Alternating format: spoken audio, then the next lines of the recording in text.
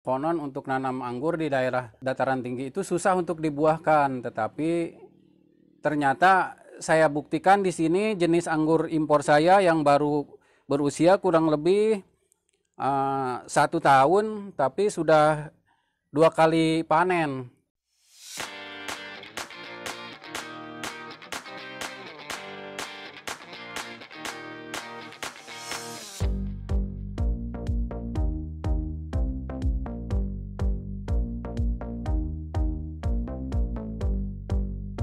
Assalamualaikum Pak Hakim, apa kabar?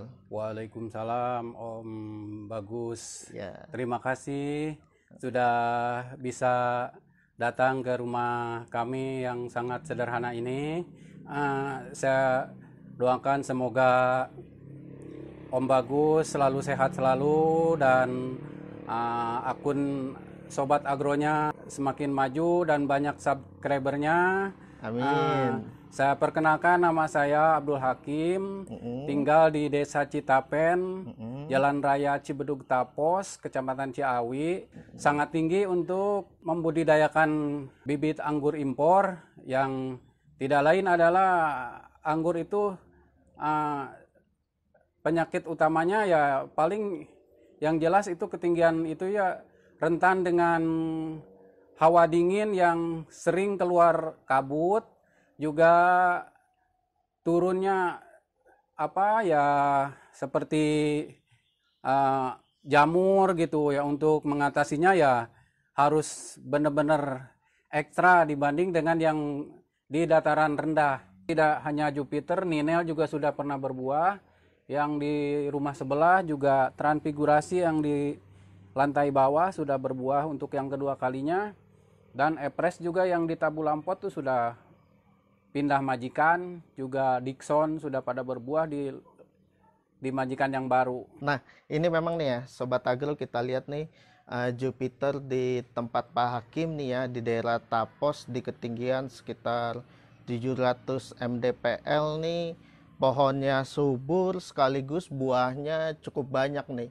Tadi sempat saya hitung ya Pak Hakim, ada sekitar 17 dompol nih. Iya betul. Ada 17 dompol buah Jupiternya nih.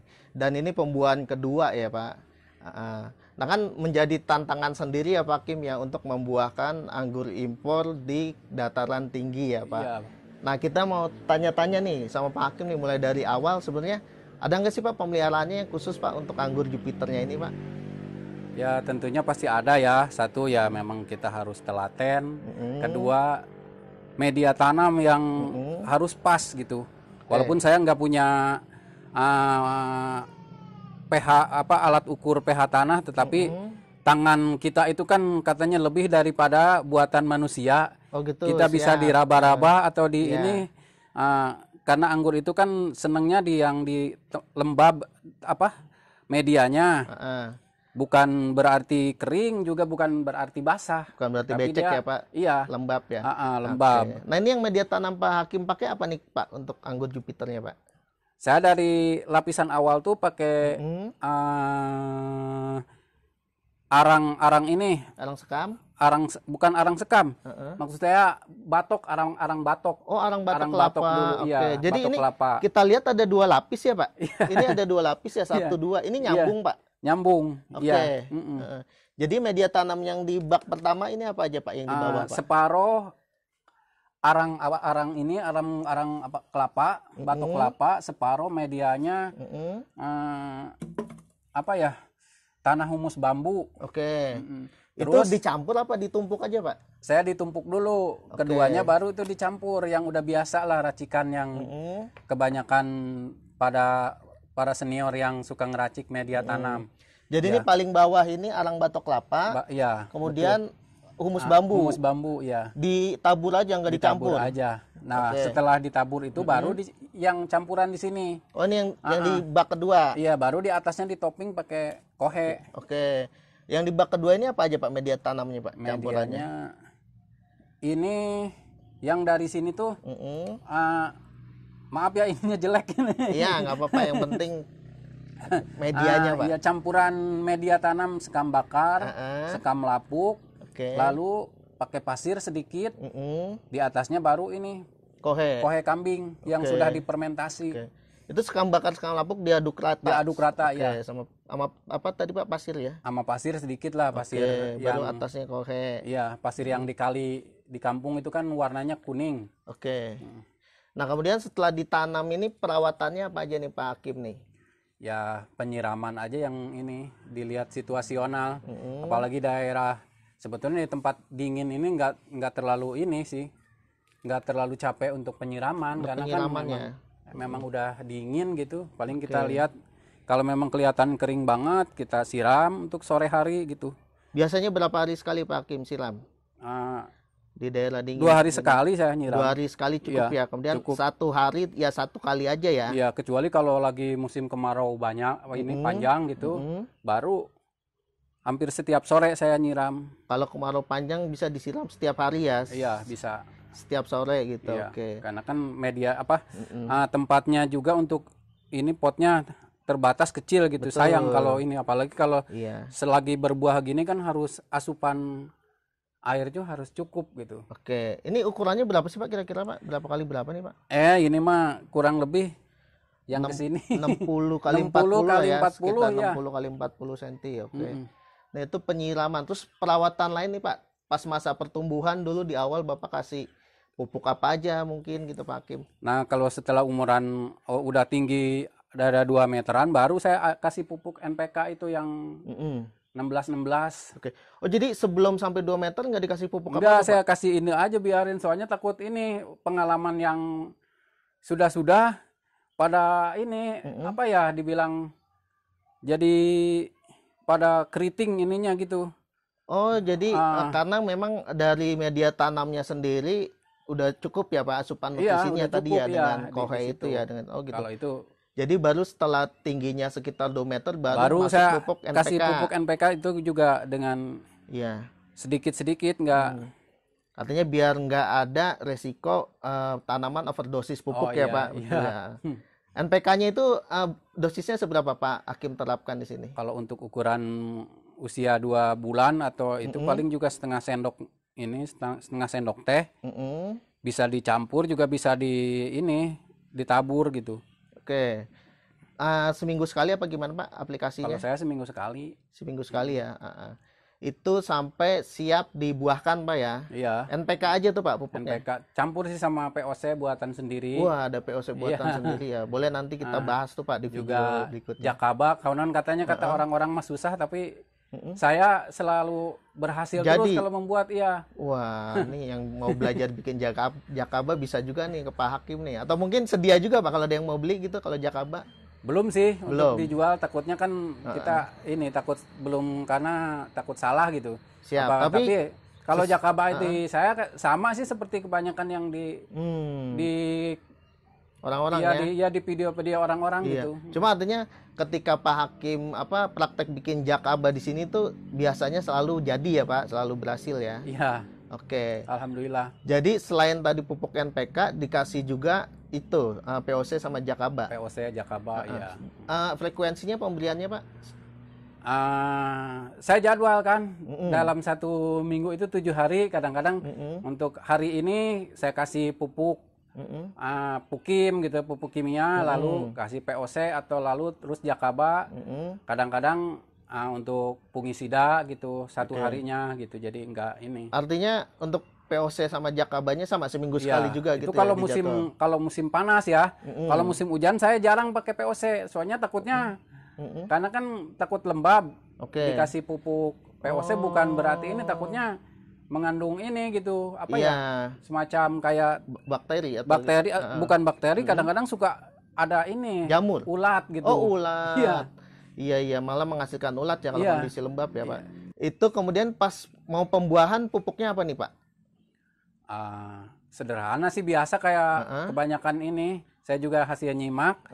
Satu saya pakai pupuk MKP, terus pakai KNO3 putih dan boron. Itu ya pakai 3 itu yang lalu biasa setiap digunakan ya. 20 hari sekali saya pakai asam humat dan aminosan. 20 Asam hari. amino ya. Oke, ada tambahan itu ya Pak. Iya. Itu tadi untuk pupuk dosisnya gimana Pak? Standar Dosisnya takarannya rendah aja dulu saya, baru setengah ini MKP, setengah sendok makan.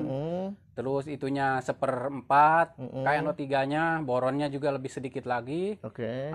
Setelah berbuah ini kebalikan. Udah menghasilkan buah seperti kayak gini. Jadi MKP rada dikurangan. KNO3 yang 1 sendok. 1 sendok makan, terus boronnya setengah sendok makan. Oke. Seminggu sekali. Seminggu sekali sama Iya. ya. Dikocor Pak apa Iya. ditabur? Saya kadang-kadang dikocor, kadang-kadang ditabur. Kadang-kadang Ya, kocor, kadang-kadang ditabur ya. Oke, sampai panen ya. Iya. Oke. Nah, kemudian kalau Jupiter ini Pak Hakim nerapin dipangkas di bud keberapa nih, Pak? Bebas sih. Kalau saya suka menyimak dari para senior, katanya yang penting asal batang tersier ya udah agak menguning katanya, itu pasti dia potensi membawa bunga katanya kan. Tuh. Jadi nggak ada patokan misalkan di bud kedua, bud ketiga, bud keempat, enggak saya.